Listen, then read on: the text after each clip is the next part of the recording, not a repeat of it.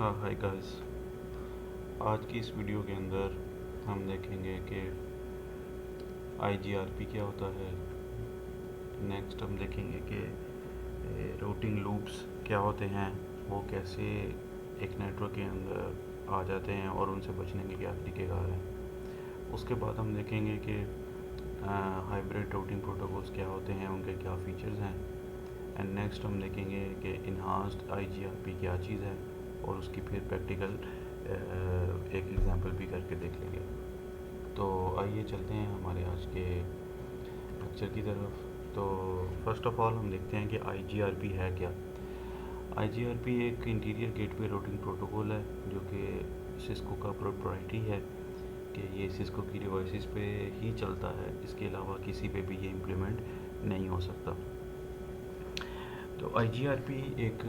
ऑब्सोलेटेड routing protocol है जो कि अगर आप पैकेट ट्रेसर के लेटेस्ट वर्जन्स देखें और उसके अंदर राउटर के अंदर अगर आप उसके ग्लोबल कॉन्फ़िगरेशन मोड में जाएं और आईजीआरपी को इम्प्लीमेंट करने की कोशिश करें तो उसकी सपोर्ट मोस्टली आपको जो लेटेस्ट वर्जन्स हैं उनमें नहीं मिलती। तो इसको एक बेसिक अंडरस्टैंडिंग इसकी ले लेते हैं ताकि इसकी बेस पे हमें आगे जो है उसकी अंडरस्टैंडिंग बाकी इन्हांस्ड आईजीआरपी की अंडरस्टैंडिंग करना आसान हो। तो आईजीआरपी बेसिकली एक सिस्को प्रोप्राइटरी राउटिंग प्रोटोकॉल है। इसके अंदर मैट्रिक यूज़ होता है, यानी राउट की जो कैलकुलेशन होती है वो बेसिकली होती है बैंडविड्थ और डिले को देखते हुए। और इसके अंदर ट्रिगर्ड अपडेट्स होती हैं, यानी जब भी कोई इसके अंदर कोई चेंज आएगी, किसी भी वजह से कोई लिंक फेलियर हुआ है, कोई लिंक का मैट्रिक चेंज हो गया है, मैट्रिक की कैलकुलेशन के अंदर कोई चीज़ आ गई है, तो ये ट्रिगर्ड अपडेट यानी कोई भी अपडेट अपॉन एनी इवेंट अगर होगी तो उसके बेस पे ये क्या करता है, अपनी अपडेट जो है अपने जो एडजेसेंट नेबर्स होता है उसके साथ ये शेयर करता है। जो आईजीआरपी है ये बेसिकली रिप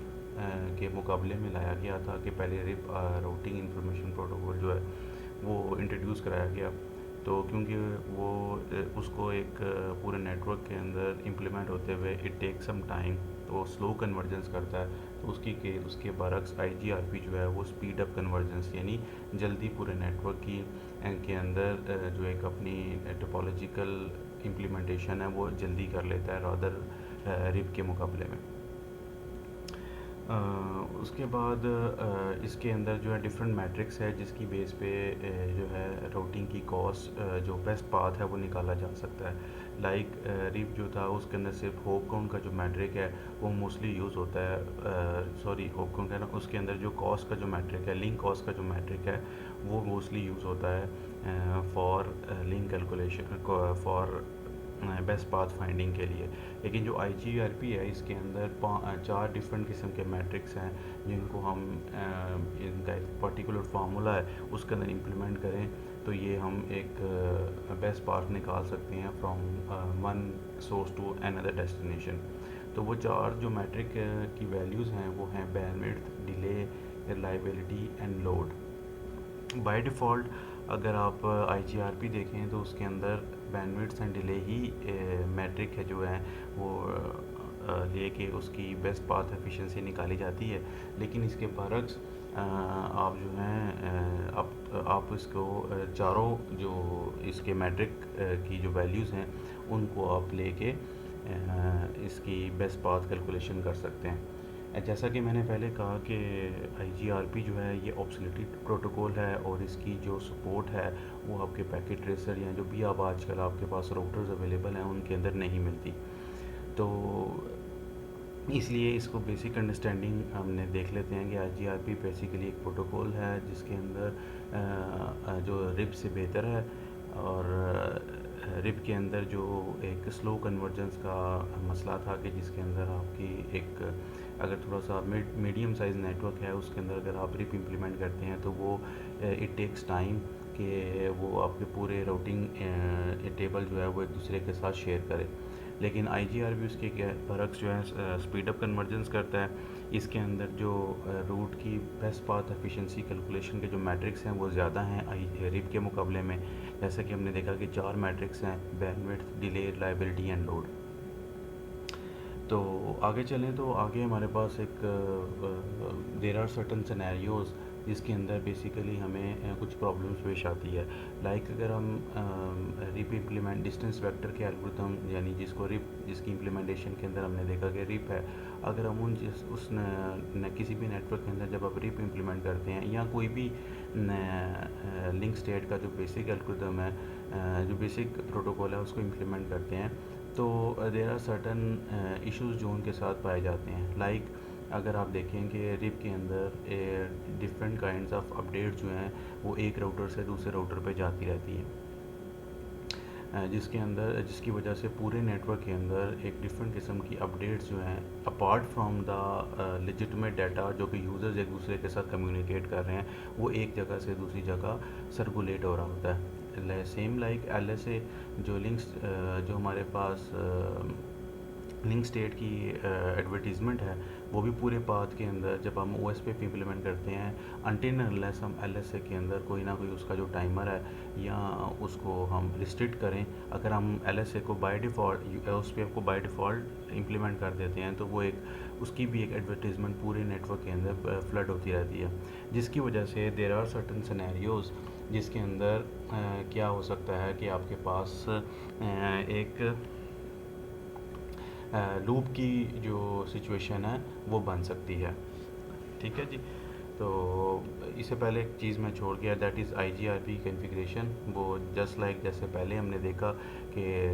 आप ग्लोबल कॉन्फ़िगरेशन मोड में जाते हैं, IGRP लिखते हैं और उसके अंदर उसका कोई नंबर ऑटोनोमस सिस्टम नंबर डाल देते हैं और नेक्स्ट में नेटवर्क और उसका नेटवर्क ID डाल देते हैं। हर राउटर के अंदर इसी तरह आप इम्प्लीमेंटेशन करते हैं और IGRP कॉन्फ़िगर हो जाता है। तो हम वापस आते हैं।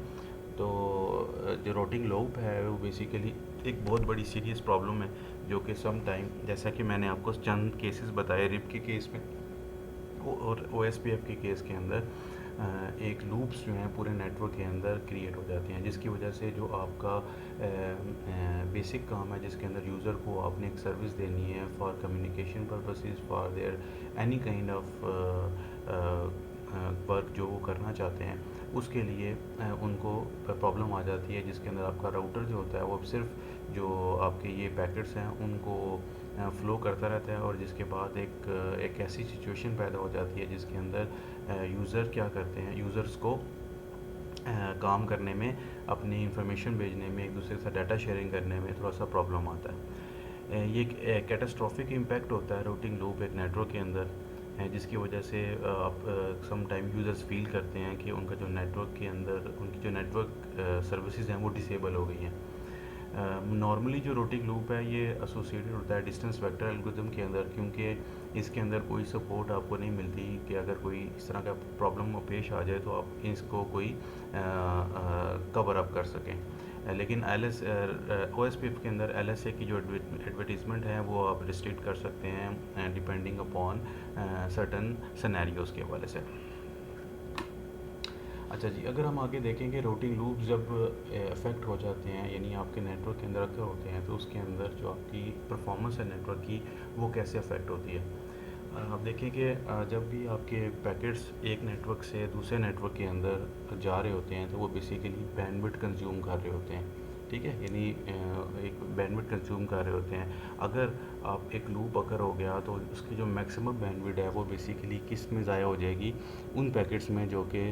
एक जगह से दूसरी जगह फॉर राउटिंग अपडेट्स के लिए जा रहे हैं। ठीक है, रादर के उसको जो बैंडविड्थ मैक्सिमम बैंडविड्थ जो थी वो यूज़ होनी चाहिए थी उन यूज़र्स के लिए जो कि जिनको आप सर्विसेज दे रहे हैं। तो लेकिन उसके अंदर प्रॉब्लम क्या होती है, उसका जो मेजर पोर्शन होता है बैंडविड्थ का वो प्रोसेसिंग पावर के अंदर चला जाता है राउटर की, जिसके अंदर वो एक जगह से दूसरी जगह पे डाटा पैकेट्स को भेज रहे होते हैं और इंफॉर्मेशन गैदर कर रहे होते हैं कि मेरा जो नेक्स्ट नेबर है वो एक्टिव है, डिसेबल्ड है, व्हाट्सएवर जो भी उसके अंदर प्रॉब्लम आ सकती है। लाइक अगर मैंने एक डिस्टेंस वेक्टर एल्गोरिथम 4 राउटर्स पे इम्प्लीमेंट किया हुआ है A B C and D,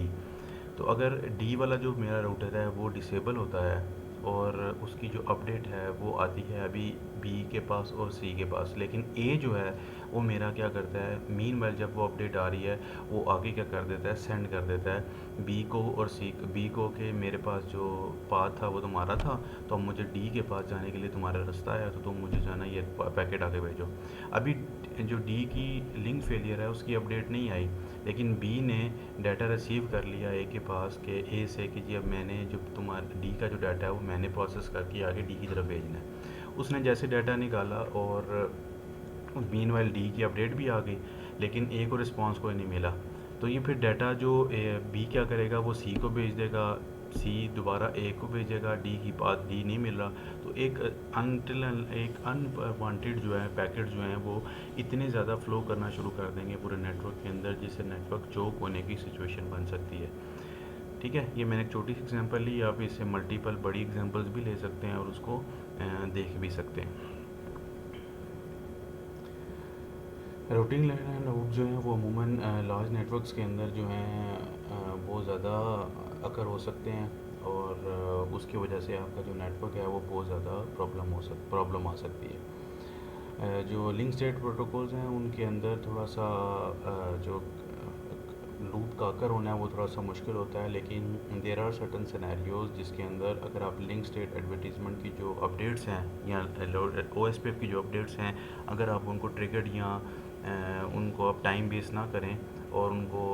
by default पे रहने दें, तो देर आर सर्टन सिनेरियोज़ जिसकी वजह से उधर भी लूप्स अकर हो सकते हैं। तो आइए देखते हैं कि अब ये जो लूप्स अकर हो जाते हैं इन सर्टन सिनेरियोज़ के अंदर, उनको अवॉइड कैसे किया जा सकता है। तो सबसे पहला जो अवॉइडेंस मैकेनिज़्म है उसको कहते हैं मैक्सिमम होप काउंट का मैकेनिज़्म।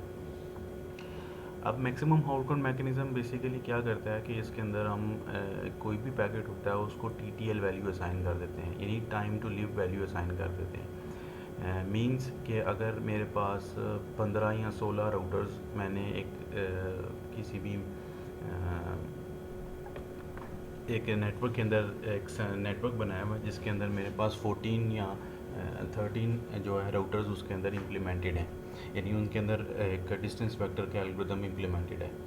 तो उसके अंदर बेसिकली मैं क्या करता हूँ, हर जो राउटिंग पैकेट है उसके अंदर मैं उसकी वैल्यू एक TTL वैल्यू असाइन कर देता हूँ। लाइक अगर मेरे पास 13 राउटर्स है मैं तो उनकी TTL वैल्यू 13 असाइन कर देता हूँ, यानी अगर वो 13वें एंड राउटर के पास जाएगा तो 14th जब उसका होप काउंट होगा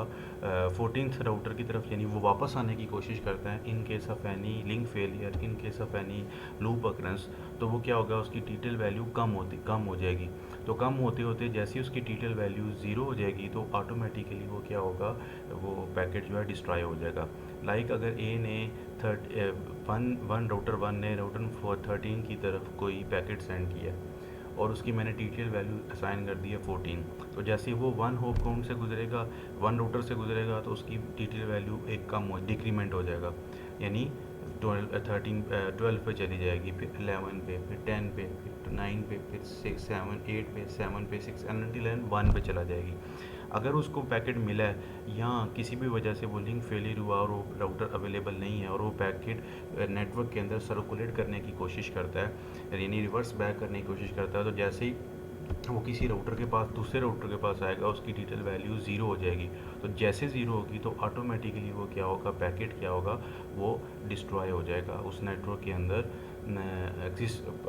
नो मोर एग्जिस्टेंस उसकी उस नेटवर्क के अंदर पाई जाएगी। तो इसकी वजह इस एक मैकेनिज़्म के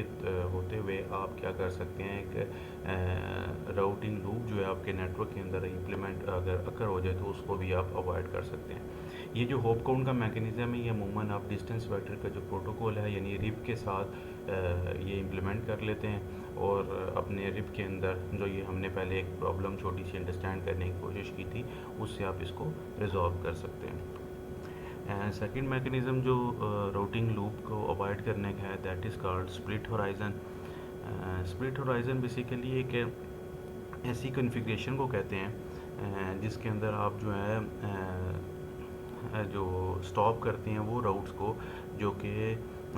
स्टॉप करते हैं राउट को कि वो एडवर्टाइज बैक करे उस डायरेक्शन में जिस डायरेक्शन से उसकी इंफॉर्मेशन आई है। लाइक अगर ए ने बी को कोई इंफॉर्मेशन भेजी है तो बी दोबारा ए को कोई इंफॉर्मेशन दोबारा वापस ना भेजे, बी डी और सी को आगे उस राउट की इंफॉर्मेशन भेजे। इस टाइप की जो कॉन्फ़िगरेशन अगर आप अपने राउटिंग प्रोटोकॉल्स के अंदर इम्प्लीमेंट करते हैं, तो उससे क्या होता है कि इंफॉर्मेशन जो होती है वो आगे तक पहुंच भी जाती है आपके नेबर प्रोटोकॉल्स के अंदर, और एक राउटिंग लूप की जो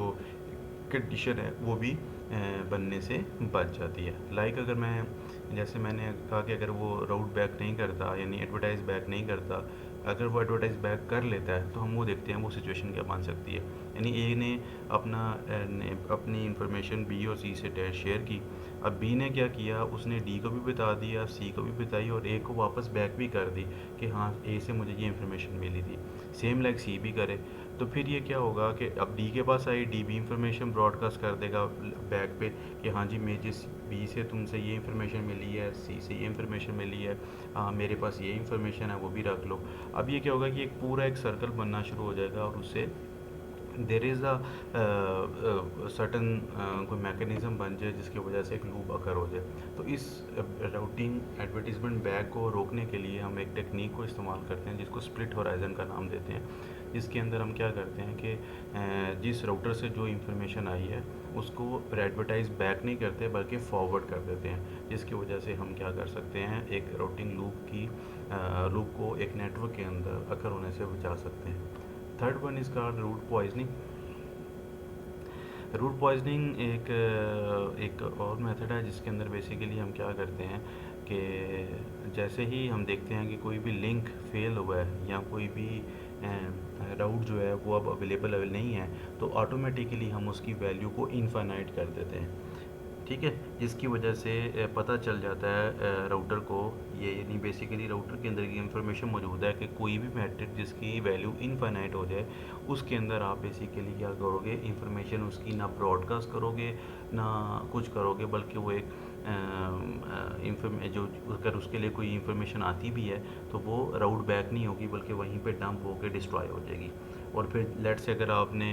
रिप इम्प्लीमेंट किया है तो अप टिल एक सर्टन टाइम के बाद उसकी इन्फॉर्मेशन बैक पे राउटर्स के पास पहुंच जाएगी कि ये वाला जो राउटर है वो अवेलेबल नहीं है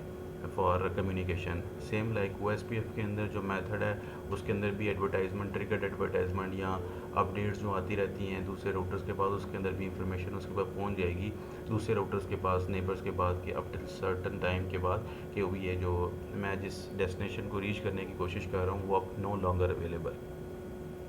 एंड फोर्थ एंड लास्ट जो मेथड है वो है होल्ड डाउन टाइमर्स का।